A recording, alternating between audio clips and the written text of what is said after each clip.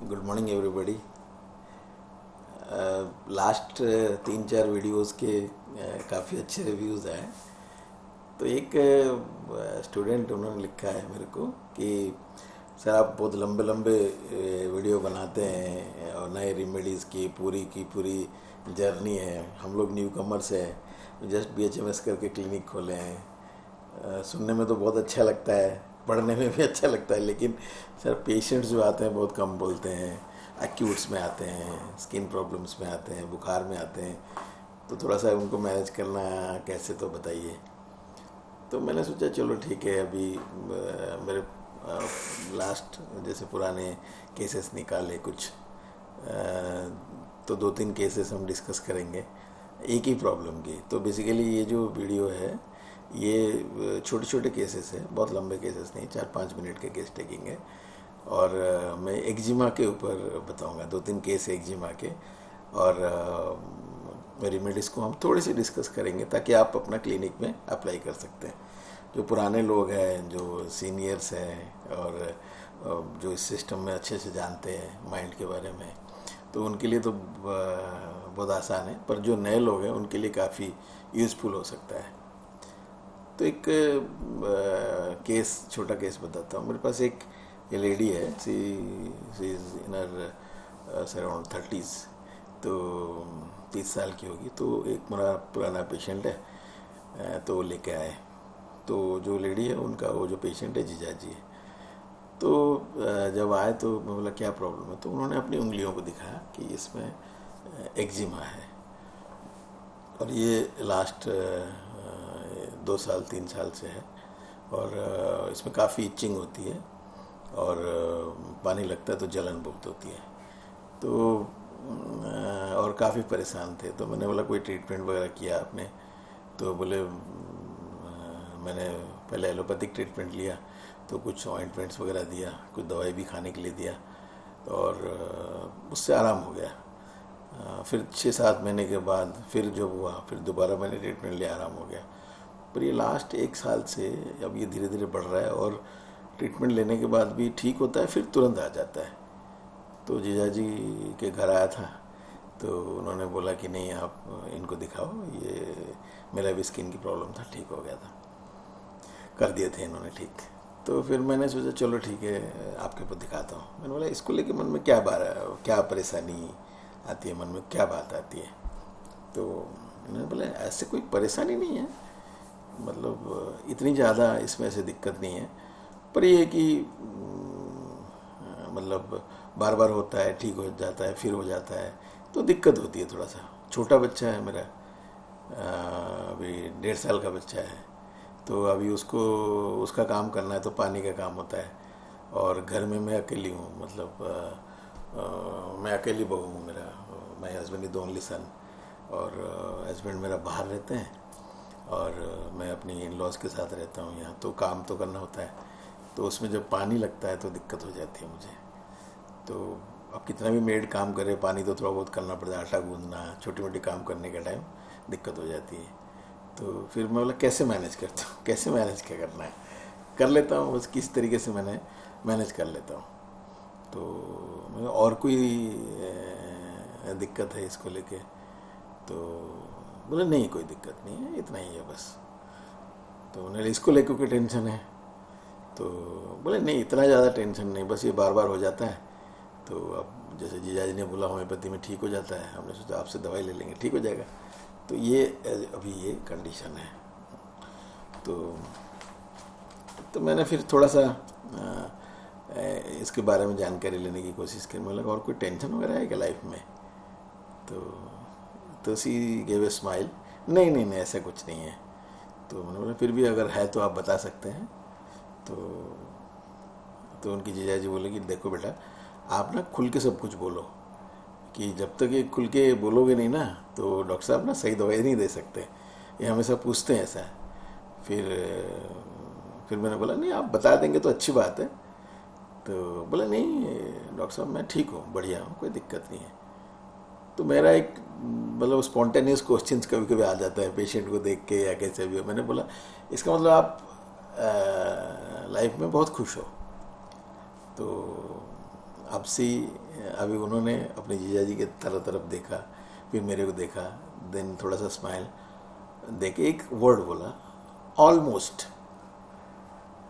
अब ये वर्ड बोल के फिर वो कुछ बोली नहीं, and she was just smiling. अब ये जो ऑलमोस्ट वाली वर्ड है वो मेरा यहाँ अटक गया। अब मैं बोला ये ऑलमोस्ट क्या होता है? तो उसके बाद फिर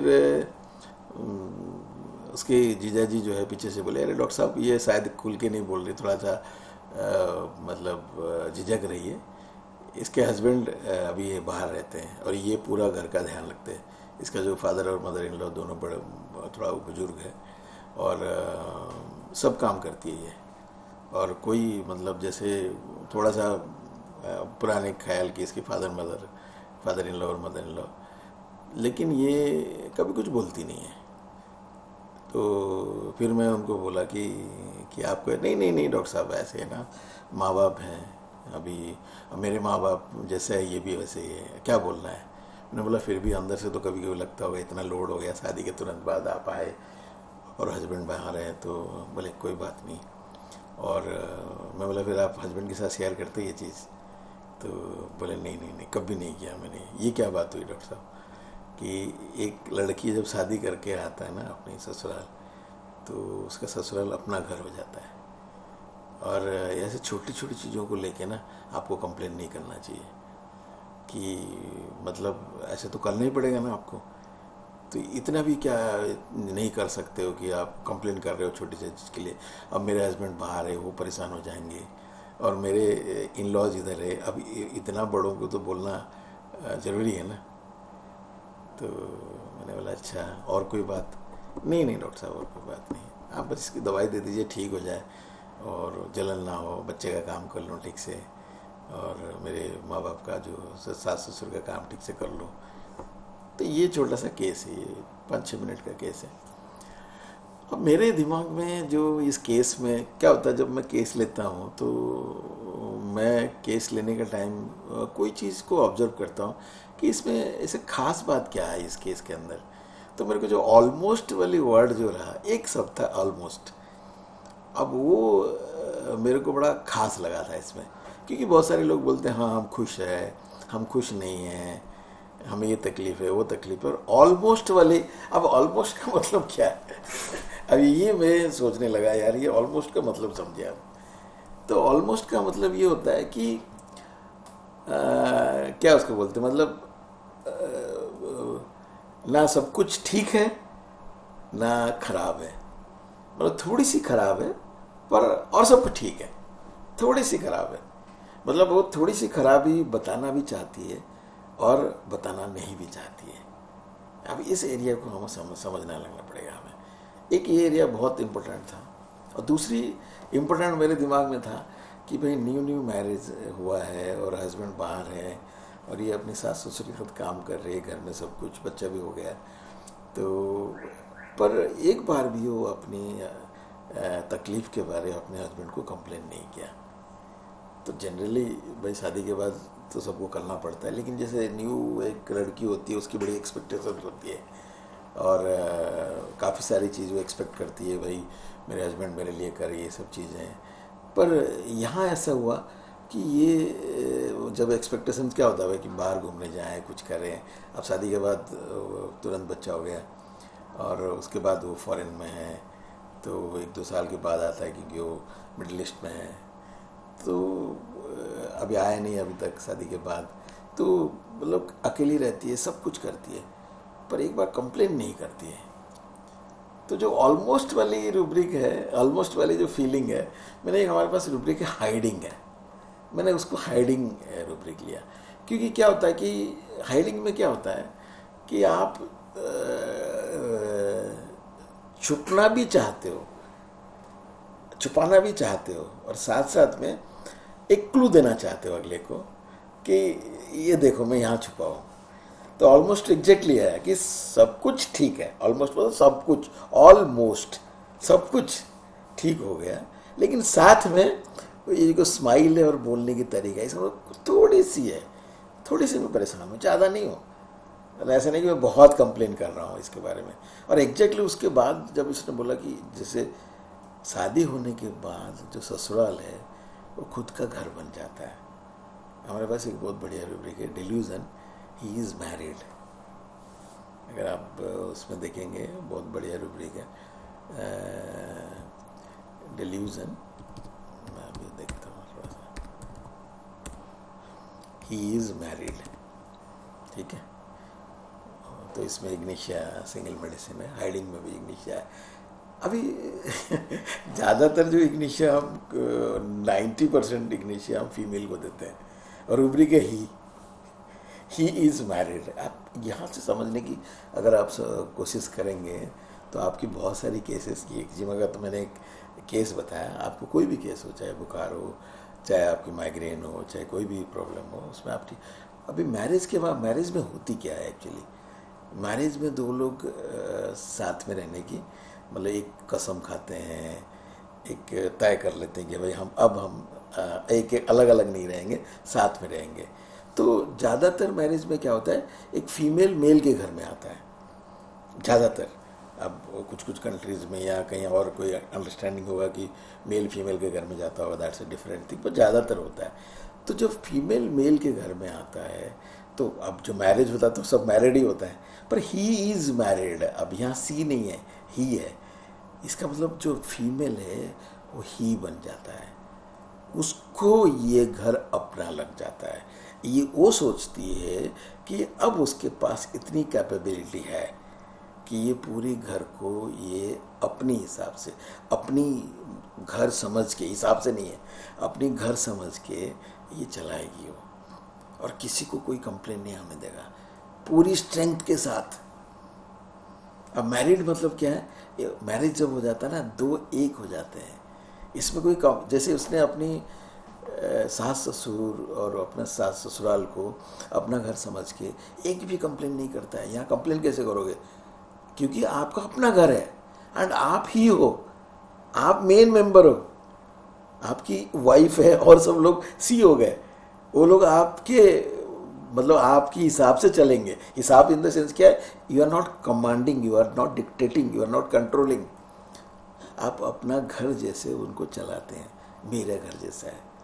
जैसे घर में होता है ना, माँ होती है, माँ क्या करती है कि पूरी की पूरी घर चलाती है, वह फादर के लिए खाना बनाती है, बच्चों के लिए बनाती है और छोटों के लिए बनाती है, पर लगता है कि जैसे mother is completely doing everything for everybody. तो यहाँ ऐसे एग्जैक्टली यही होता है कि इग्निशिया को जब शादी हो जाती है, ये शादी नहीं है, इग्निशिया जैसे भी किसी और के साथ जुड़ जाता है, चाहे वो फ्रेंडशिप हो, चाहे रिलेशनशिप हो, चाहे लव हो, चाहे वो टीचर स्टूडेंट रिलेशनशिप हो, चाहे हस्बैंड वाइफ रिलेशनशिप हो, चाहे सिस्टर ब्रदर रिलेशनशिप हो, उसमें दो नहीं रहते, एक हो जाता है। पूरी की पूरी रिस्पॉन्सिबिलिटी, पूरी की पूरी जिम्मेदारी है उसकी हो जाती है। अब रूब्रिक में मत जाइए कि रेस्पॉन्सिबिलिटी ड्यूटी में भी इग्निशिया होना चाहिए, नो, रूब्रिक्स तो आपको समझाने के लिए, वो अलग बात है, पर यहाँ एक एहसास होनी चाहिए इग्निशिया की, कि इग्निशिया को लगता है ये घर मेरा है, ये रिश्ता मेरा है, ये रिश्ते में मैं जिम्मेदार हूँ, मैं बड़ा पार्टनर हूँ, मेरे से गलती नहीं होनी चाहिए। अगला आदमी गलती करेगा तो मैं उस गलती की, क्या उसको बोलते हैं, उसको एहसास होने नहीं दूंगा, उसको आराम से समझाऊंगा। अगर गलती से कुछ भुगतना पड़ेगा तो मैं भुगतूंगा ना, मैं ही हूँ, I am not she, I am he, powerful, strengthy. तो यहाँ इग्निशिया का जो मैरिड वाइफ फीलिंग है, मैरिड का फीलिंग है, बहुत इंटरेस्टिंग है। अगर आप देखें किसी भी जगह इग्निशिया होता है, वो अपना सोच के सब कुछ करता है, तो कंप्लेन की तो गुंजाइश ही नहीं है। पर एक इंसान है, जब तकलीफ होती है ना कहीं कुछ ना कुछ रिएक्शन होता है, तो इग्निशिया का वो ही रिएक्शन है, वो हाइडिंग से बाहर थोड़ा, अगर यहाँ सिक्रेटिव होता है इग्निशिया तो ये बाहर नहीं निकलता। ये स्टेज है जहाँ वो बता सकती है तो बता दिया। अगर यहाँ से कोई और ज़्यादा इंटेंस स्टेट होगा, जैसे रिलेशनशिप में कोई दरार है, कोई और तकलीफ है, ये तो स्किन की एक प्रॉब्लम है, या जैसे एक रिलेशनशिप में आप थोड़ी सी नाखुश हो, पूरी तरह से खुश नहीं, मेरा हस्बैंड उधर है, यहाँ सब कुछ काम करना पड़ रहा है, हाथ में भी जलन हो रही है, और थोड़ी सी बताना है तो बस ऐसे बता दिया कि जस्ट 99.99 ठीक है, 0.01 गड़बड़ है। तो ये जो कंडीशन है, ये ऑलमोस्ट वाली फीलिंग है। ये एक वीडियो केस बहुत पहले का केस है, मैंने कई सेमिनार में भी दिखाया होगा. And eczema got cured in 1 month's time. I give a dose of Ignatia 30.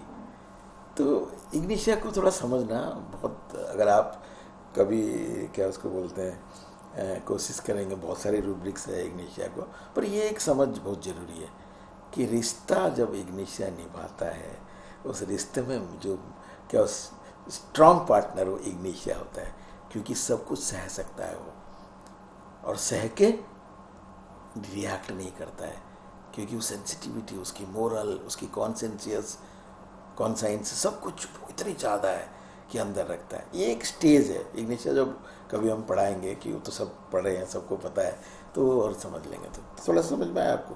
तो इग्निशिया फील्स दैट कि उसकी जिम्मेदारी है कि वो घर को चलाना है और कंप्लेन नहीं करना है, लेकिन उसके अंदर जो ह्यूमन बीइंग है, जो एक इंडिविजुअल है, वो कभी कभी थोड़ा चू कर देता है, और वो जो है हाइडिंग में, आप इसको हाइडिंग में क्या होता है कि पूरी की पूरी छुपाता है, लेकिन थोड़ी सी क्लू दे देता है वो. That is almost in this case. एक और छोटा सा केस में एक्जिमा का, क्योंकि क्या होता है कि जैसे हम लोग इतने साल से प्रैक्टिस कर रहे हैं, ज़्यादातर होम्योपैथ आपको पता है कि काफ़ी सारे स्किन प्रॉब्लम्स के लिए हमारे पास लोग आते हैं, और हम उसको डील भी अच्छे से करते हैं.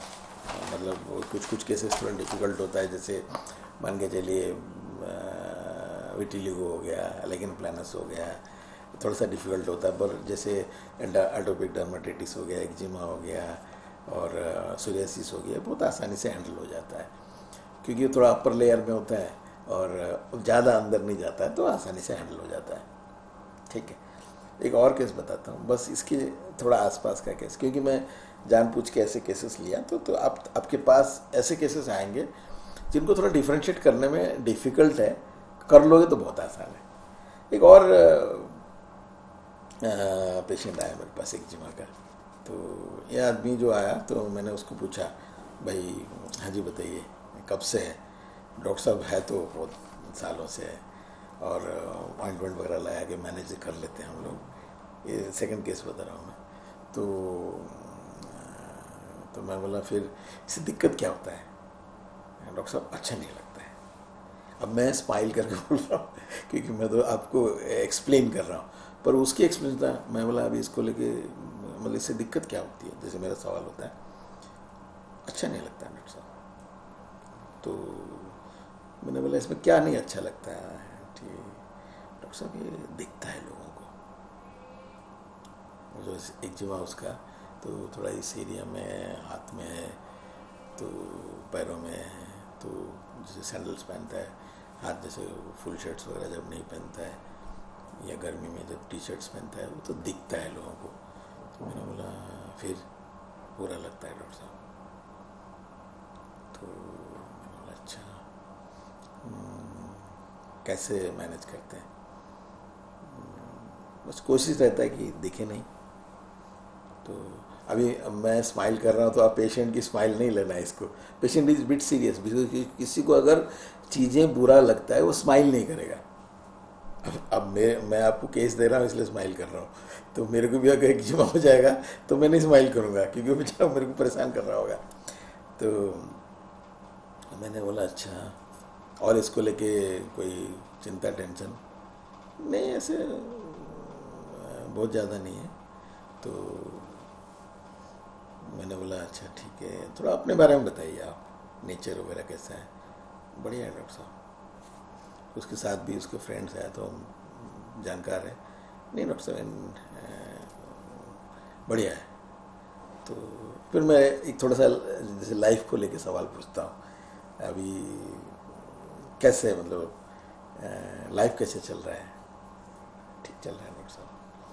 मैंने पूछा कि लाइफ से क्या चाहते हैं आप, सबसे ज़्यादा किस चीज़ की चाहते हैं आपको लाइफ से. कि डॉक्टर साहब सब अच्छा बोले, मुझे कोई बुरा नहीं बोले डॉक्टर साहब. और भगवान ने ऐसी बीमारी दे दिया कि भाई हर आदमी को लगता है यार इसको क्या बीमारी है. तो मैंने बोला अगर कोई बुरा बोलता है तो आप डॉक्टर साहब बुरा बोलता है तो अब कुछ बोल तो नहीं सकता हूँ। लेकिन ये है कि मैं अगर कोई अपना है जिसको मैं जानता हूँ तो मैं किसी भी हद तक उसके लिए काम जो उसको अच्छा लगे कर सकता हूँ, ताकि वो मुझे और बुरा नहीं बोले। अगर जैसे मान के चलो मेरा फ्रेंड है, उसने बोला क्या यार तेरे को एक्जिमा हो गया कि इलाज क्यों नहीं करता है, गंदा दिख रहा है यार। अब मैं उस फ्रेंड की जितना काम है वो सब कर देता हूँ। अब वो प्रॉपर्टी काम है, उसका क्लाइंट को लेके साइट पे जाता हूँ, दिखाता हूँ। वो बोलता है अरे यार कोई बात नहीं, कल हो जाएगा यार, आज मैं परेशान हूँ, आज 2-4 क्लाइंट है। अरे मैं करता हूँ ना तेरा काम। अरे तू क्यों करेगा भाई, तेरा अपना क्लाइंट छोड़ के। अरे नहीं मैं तेरा मतलब मैं इतना काम कर लेता हूँ कि अगला आदमी मतलब ये, ताकि ये चीज़ नहीं देखे, मेरे काम को देखे। और मैं चाहता हूँ डॉक्टर साहब कि मेरे को कोई बुरा नहीं बोले, हमें हमेशा हर आदमी अच्छा बोले, बस एक ही चाहत होती है। और इसके लिए मैं मतलब अगले का जो भी काम है करता हूँ। और कभी ऐसा नहीं कि उसने बोल भी दिया तो मैंने कुछ बोल दिया, रिएक्ट कर दिया, कभी नहीं बोला आज तक डॉक्टर साहब। अभी एक छोटा सा केस है, अब इसको थोड़ा सा समझने की कोशिश करेंगे। मतलब ये इंसान का दो एरिया ऑफ अंडरस्टैंडिंग है। एक तो जो बीमारी को लेके he is not feeling good, he is feeling bad about the disease. और क्यों बैड लगता है? क्योंकि ये लोगों को दिखता है, खुद को नहीं है। खुद के बारे में उसने कुछ नहीं बोला कि मुझे बुरा लगता है, लोगों को दिखता है तब इसको बुरा लगता है। तो लोगों को दिखने के ऊपर इसको बुरा लगता है, इसीलिए उसको अच्छा नहीं लगता है। अगर ये ऐसी एरिया में हो कहीं दिखे नहीं या कोई दिक्कत नहीं है इसको, मतलब ऐसे लोग देख नहीं रहे हैं, कुछ रिएक्ट नहीं कर रहे हैं, तो इसको कोई परेशानी नहीं है। और इसको लाइफ से क्या चाहिए कि everybody should talk good of him, अच्छा बोले उसको। और अब ये अच्छा सुनने के लिए ये उनके लिए कुछ भी कर सकता है, अपना काम छोड़ के दूसरा काम कर सकता है। अपना जैसे उसका क्या उसको बोलते हैं, क्लाइंट्स है, अपना क्लाइंट छोड़ के उसने दूसरा प्रॉपर्टी डीलर है, उसका क्लाइंट नहीं जाके दिखाता है। तो ये स्टाफिसैग्रिया है। क्योंकि स्टाफिसैग्रिया में क्या होता है बेसिकली, अगर आप स्टाफिसैग्रिया का फीलिंग देखोगे, जो पहला फीलिंग स्टाफिसैग्रिया का है वो है एम्बेरसमेंट है। एम्बेरसमेंट का मतलब क्या होता है? फीलिंग लो, फीलिंग डाउन, मतलब खुद को अंदर से मतलब जैसे बड़ा बुरा अंदर से। अब कोई अगर देख लिया तो उसको अच्छा नहीं लगता है। क्यों नहीं, कोई देख लिया तो हमारे पास, क्योंकि कोई देखेगा तो बताएगा अरे क्या हो गया तेरे को यार। हमारे पास एक रूब्रिक है, उसका स्टेप्स है क्या, sensitive to opinion of others, which is one of the classic rubric of staphysagria. पहले इसमें बहुत कम दवाई होती थी, 2-3 दवाई होती थी। अभी आजकल इन्होंने काफ़ी सारी दवाई, पहले 2 ही दवाई होती थी। Sensitive to opinion of others देखेंगे, there are only 2 medicine, Stannum metallicum and Staphysagria. Earlier to what you can tell when Barthel's synthetic repertory was there till पीएरएस मिल्ट।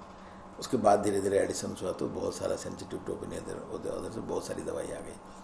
तो स्टाफिसैग्रिया उस टाइम था, तो अगर उस टाइम की आप देखेंगे, Staphysagria was added by doctor Phatak and Boericke and Stannum also doctor Phatak. तो उसमें क्या होता है, सेंसिटिव टू ओपिनियन, किसी ओपिनियन मतलब क्या है, किसी ने अपने कोई मत बनाया, किसी ने इसके बारे में कोई कमेंट दिया, किसी ने इसके बारे में कोई सुझाव, कोई मतलब एक अंडरस्टैंडिंग बना लिया, वो चीज़ उसको सेंसिटिव मतलब उसको चुभता है। What is sensitivity? It affects, मतलब रिएक्शन नहीं है। In sensitivity there is less reaction. Is it clear? In sensitivity you feel, आपको अंदर चुभ जाएगी। जैसे होता है ना यार, बंदा बहुत सेंसिटिव है, चुभ जाती है बातें उसको, तो ये सेंसिटिविटी है। तो ये वाली जो कंडीशन है, sensitive to opinion of others, ये सेंसिटिविटी की वजह से ही एम्बेरस होता है। फिर वो स्टाफिसैग्रिया में भी हाइडिंग में है, कहीं दिखेगा नहीं, लेकिन ज़्यादातर sensitivity is important actually the interesting point what I how I analyse the last case in ignatia the sensitivity is not there. अभी नया रिपोर्टर में अगर उन्होंने ऐड कर दिया मुझे नहीं पता है, द सेंसिटिविटी ओपिनियन अभी भी ऐड नहीं किया इन्होंने अच्छा किया उन्होंने. तो इग्निशिया को उससे कोई मतलब नहीं, बाहर का कौन क्या बोल रहा है उससे उसको कोई मतलब नहीं है. उसको अंदर से मैं गलत नहीं कर रहा हूँ, मेरे को गलत करना नहीं चाहिए, उसको ये दिक्कत होती है इग्निशिया का. स्टाफिस एग्रिया क्या, बाहर का क्या कौन बोलेगा उससे उसको परेशानी होती है, बाहर वालों की चिंता ज़्यादा होती है. थोड़ा सा आप समझ रहे हैं, इग्निशिया का अंदर वालों की चिंता, अंदर के, उसको दूसरे से कोई मतलब नहीं है. दूसरा है सेंसिटिव टू मोरल इंप्रेशंस में भी है, पर वो मोरलिटी को लेके है. यहाँ हर चीज़ को इसकी अपनी एक क्या उसको बोलते हैं, एक फिगर है, एक स्टेटस है, इसके बारे में कोई कुछ नहीं बोलना चाहिए. बहुत सारी पेशेंट, बहुत सारे डॉक्टर्स को आप स्टाफिस एग्रिया से ठीक कर सकते हैं, जहाँ डॉक्टर्स को ये फील होता है कि जैसे मान के चलो मेरा बाल पक गया और एक ग्रे हेयर वाला पेशेंट आया और वो पहले ही बोल दिया अरे डॉक्टर साहब आपका भी तो बाल पके हुए हैं. अब वो डॉक्टर को चुप जाती है ये बात. अरे यार डॉक्टर साहब बड़ा बुरा लगता है जब कोई बोल देता है ना भाई तुम टकले हो, तुम्हारे बाल पके हुए. डॉक्टर साहब आप तो वैसे ही खास रहे हो जैसे मैं खास रहा हूँ. अब ये जो एरिया है ना, ये डॉक्टर की स्टाफिस एग्रिया वाला एरिया है. अगर उसको चुपता है और कुछ बोलता नहीं है, अरे आपको समझ में, फिर वो पूरी मेहनत करता है अगले को ठीक करने के लिए. फिर क्या होता है, एक दूसरा जो ये जो पेशेंट है क्या बोलता है कि सब अच्छा बोले. फिर again the opinion should be good, सब अच्छा बोले, और इसके लिए वो अपना काम को कॉम्प्रोमाइज करके दूसरों के लिए करता है. ये हमारे पास रूब्रिक है सेल्फ डिनायल. खुद का काम कॉम्प्रोमाइज कर देता है. ही डिनाइंग हिज सेल्फ नीड कि यार मैं अगर कस्टमर नहीं दूंगा तो मेरी कमाई खत्म हो जाएगी. और ये उसकी एम्बिशन है. इग्निशिया में देयर इज नो एम्बिशन, आगे नहीं बढ़ना है, ग्रो नहीं करना है, बस जैसे है मेरी फैमिली है, खुश रहना चाहिए, अच्छा आराम से रहना चाहिए. और यहाँ क्या होता है, आगे बढ़ना है मुझे लाइफ में, कि मेरे को सब अच्छा बोलेंगे तो मेरी ग्रोथ होगी, मेरी स्टैच्योर की ग्रोथ होगी. स्टाफिस एग्रिया की यही प्रॉब्लम होती है, सेल्फ, ही डिनाइज सेल्फ. मेरा काम रहना तो कोई बात नहीं, I can compromise on that, but I will do your work so that you give good opinion about me. आप अपने दिमाग के अंदर मेरे बारे में गुड ओपिनियन बनाएंगे, नहीं यार डॉक्टर मोहंती बहुत अच्छा है, फलाना बहुत अच्छा है. तो स्टाफिस एग्रिया में इग्नेशिया से डिफ्रेंशिएट करने के लिए ये एरिया है, बहुत इजीली आप उसको डिफ्रेंशिएट कर सकते हैं कि how to differentiate. The basic core rubric which differentiates Staphysagria from Ignatia is ambition. In Staphysa agria, the individual is very ambitious. He compromises, he suppresses everything for growth. But Ignatia, there is no ambition. Only thing that concerns the moral, the marriage, the self. कोई अगला आदमी है ही नहीं, मेरे को ही सब कुछ करना है, मेरे को आगे बढ़ने की जरूरत नहीं है, मैं अपने घर संभाल लूँ, अच्छे से संभालूँ, सब खुश रहें. तो ये दोनों इसमें डिफरेंस है मेरे हिसाब से. अगर आपके पास केस आएगा, थोड़ी बहुत प्रॉब्लम क्या होती है ना, when we ask leading question नहीं पूछिए, आस्क सम न्यूट्रल क्वेश्चंस है. हाउ इज लाइफ, कैसे चल रहा है ज़िंदगी, क्या आजकल क्या चल रहा है, घर में कौन कौन है. मतलब when you talk about all this things, तो स्लोली पेशेंट है ना आपके साथ थोड़ा सा फ्री हो जाएगा, तो कुछ ना कुछ ऐसे बात कर देगा जहाँ से आपको एक क्लू मिल जाएगा उस पेशेंट में एंट्री करने के लिए. बहुत मज़ा आता है. आप माइंड में जब काम करेंगे तो ये नहीं कि फिजिकल्स ख़राब है, नहीं, बहुत अच्छा है, physicals, modalities, math, they are all good. पर जो मज़ा माइंड में आता है ना एक्चुअली, एक इंसान को मतलब क्या उसको बोलते हैं, करीब से समझने की, तो वो किसी सिस्टम में नहीं है. और होम्योपैथी में जहाँ भी है, इसीलिए शायद जो हमारे मास्टर्स हैं उन्होंने बोला था विदाउट माइंड आप जहाँ भी दे रहे हो दवाई वो परफेक्ट नहीं है, वो हायर पर्पज़ में काम नहीं करेगा. अब हायर पर्पज़ को लेकर परेशान नहीं होना, कोई बाद में बताएंगे. थोड़ा सा आ रहा है आपको समझ में. एक और छोटा सा केस डिस्कस कर लेता हूँ. एक मेरे पास एक जगह का केस है, ठीक है. इसमें क्या हुआ, सेम पेशेंट एक्जिमा लेके आया, तो मैंने बोला भाई कब से हैं डॉक्टर साहब? काफ़ी साल से हैं, और इससे मैं बहुत परेशान हूँ। और मैं बोला परेशानी क्या है? डॉक्टर साहब अच्छा नहीं लगता है। इससे पहले वाला पेशेंट भी बोला था, तो डोंट गेट प्रेजुडाइज्ड कि यही रूब्रिक लेना एम्बेरसमेंट है। नहीं, ले भी सकते हैं, पर at least let the case be over, then we can take a rubric. हमारे पास रूब्रिक के लिए बहुत टाइम है, आराम से हम ले सकते हैं। तो मैंने बोला फिर कैसे मैनेज करते हैं आप? वहाँ भी मैंने पूछा था कि कैसे मैनेज करते हैं? डॉक्टर साहब लगता है कि दिखे नहीं लोगों को, छुपा देता हूँ, पर पता चल जाता तो फिर पता चल जाता, फिर क्या करें। पर यहाँ मैंने पूछा कि आप कैसे मैनेज करते हैं उसको? किसी को पता चलने ही नहीं देता मैं। मतलब ये पेशेंट है, उसको अच्छा नहीं लगता है, तो हाउ डज ही मैनेज? तो बोलता है पता ही नहीं चलने देता मैं किसी को। आज तक मतलब बहुत कोई क्रोज आदमी को पता है, नहीं तो किसी को पता होगा, थोड़ी बहुत पता होगा, लेकिन और किसी को पता ही नहीं। तो मैंने बोला अगर बाई चांस किसी को पता चल गया तो बहुत बुरा लगता है डॉक्टर साहब, बहुत बुरा लगता है। और अगर इसने कुछ बोल दिया, और भाई ये क्या है भाई, ये कब से हो गया? डॉक्टर साहब बोलता तो कुछ नहीं हूँ, क्योंकि मेरा जो स्टेटस है, मैं अभी सबको तो मतलब सामने से कुछ बोल नहीं सकता हूँ, पर अंदर से बड़ा गुस्सा आता है डॉक्टर साहब। इतना गुस्सा आता है कि भाई बोल देता है, भाई बीमारी मुझे है, तेरे को क्यों परेशानी है? झेलता मैं ही हूँ, तेरे को क्यों दर्द हो रहा है? मतलब अंदर से आता है, लेकिन मैं तो बोलता नहीं हूँ। मैं अंदर से रहता हूँ, चलो कोई बात नहीं। तो अब सबका अपना अपना तरीका है डॉक्टर साहब, क्या बोलेंगे उसको? तो फिर मैंने बोला अच्छा, और कोई बात आता है इस चीज़ को लेके मन में कि भाई आपको एक्जिमा है, इतने साल से है, तो कोई बात, कोई मन में कोई चिंता, कोई टेंशन इसको लेके?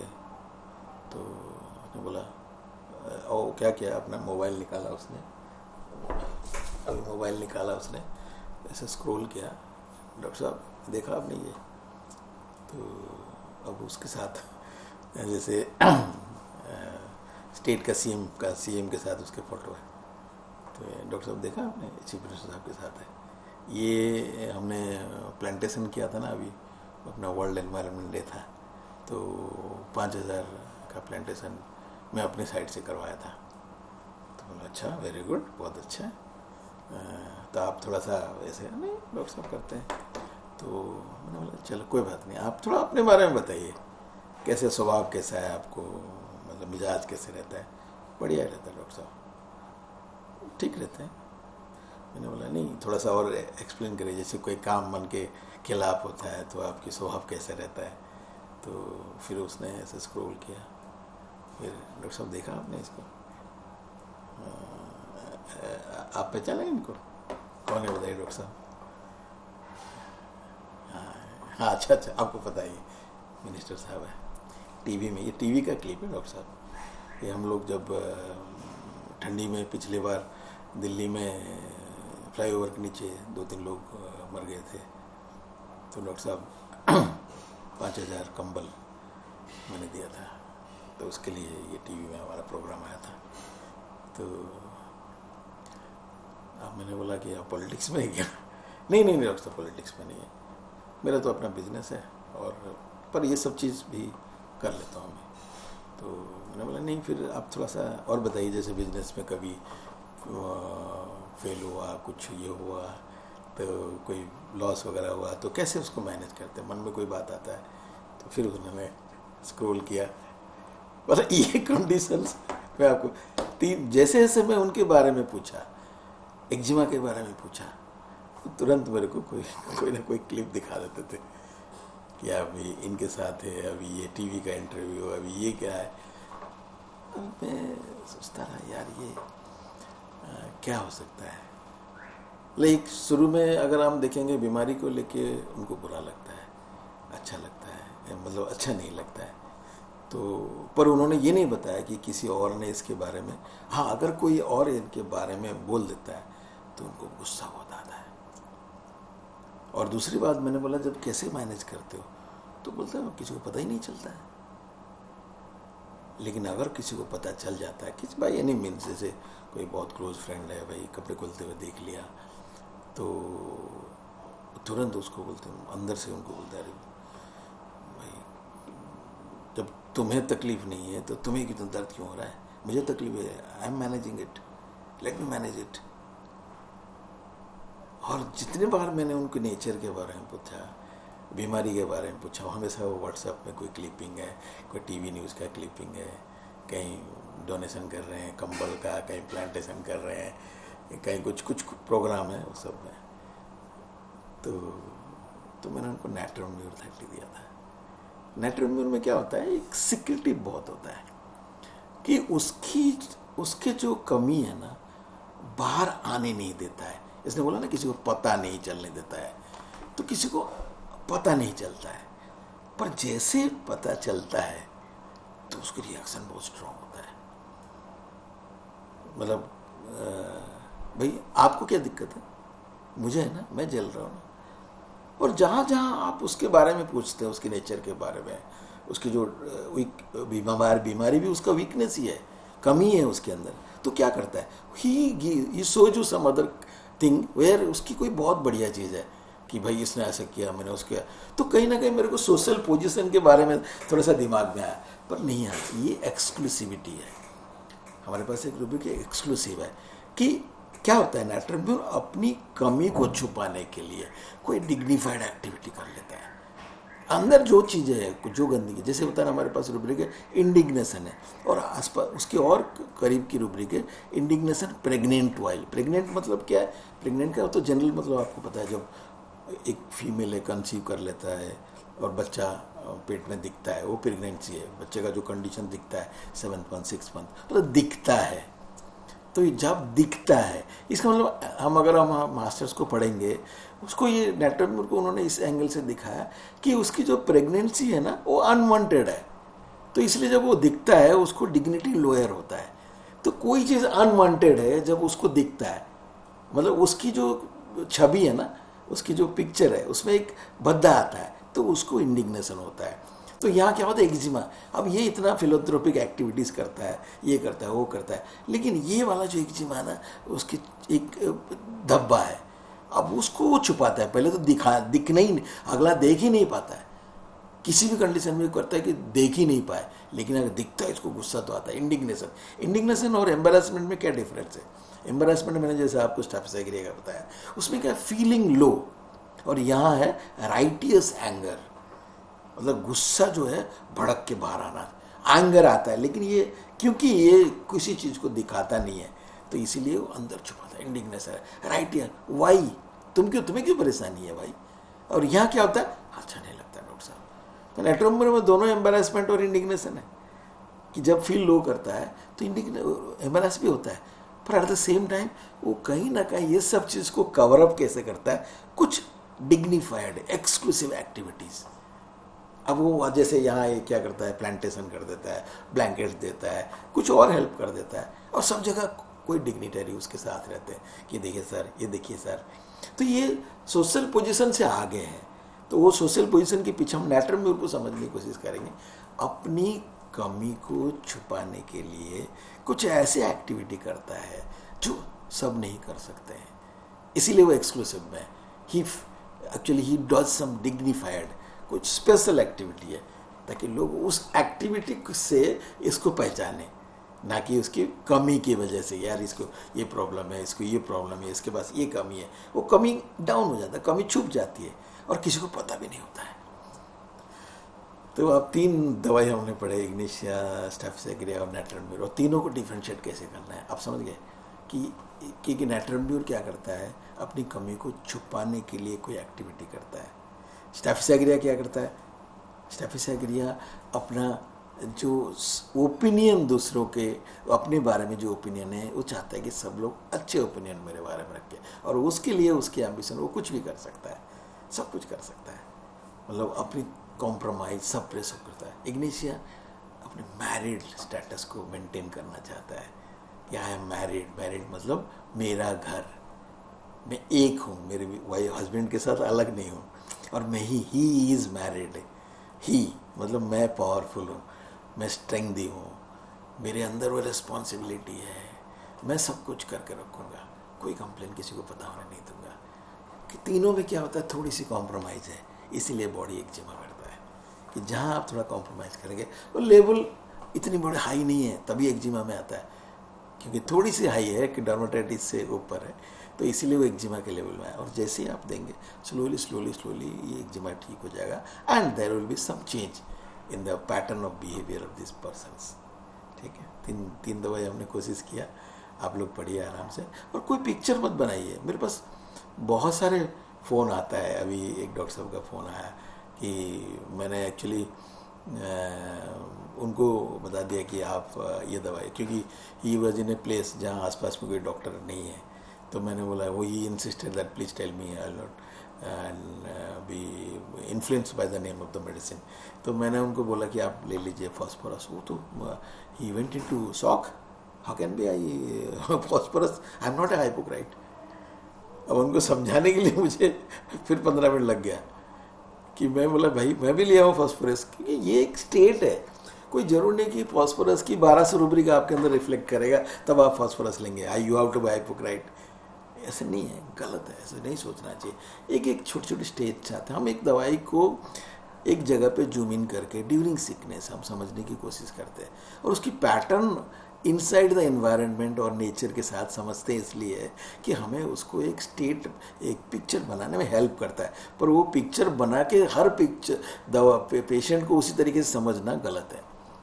Please don't make a frame A picture कि ये ऐसा ही होता है, नहीं, अलग हो सकता है। मैं इग्निशा का बहुत अच्छे पिक्चर है मेरे पास, नैट्रम की भी खुशी वाली पिक्चर है हमारे पास, कभी पढ़ाऊंगा तो मैं आप बताऊंगा कि नैट्रम भी चीयरफुल क्वेश्चन आफ्टर है, कि इसमें वो भी खुश होता है। ऐसा नहीं कि वो हमेशा दुखी रहता है, जैसे बोलते हैं नैट्रम एक दुखी वाला पिक्चर है, नहीं, खुश होता है, बहुत खुश होता है। तो हमें मतलब इसका मतलब क्या है, क्वेश्चन मतलब क्या, कर किसी के साथ इन्वॉल्व होता है तो खुश होता है वो। बल्कि एक ही दवाई है चीयरफुल क्वेश्चन आफ्टर में, तो और भी है, सैडनेस भी है, पर वो एक एरिया तो है ना खुश होने का, उस एरिया में आपके पास दवाई आ सकती है। कोई जरूरी नहीं कि आपको नैट्रम में सिर्फ दुखी है, मरोज है, सैडनेस है, रेच्ड है, इसी में ही जाके नैट्रम देना, नहीं, not at all. Please don't frame A picture, थोड़ा थोड़ा करके समझ के जिस एरिया में आपके पास पेशेंट आते हैं उस एरिया में उसको फोकस करके दवाई दीजिए। चलिए, थैंक यू।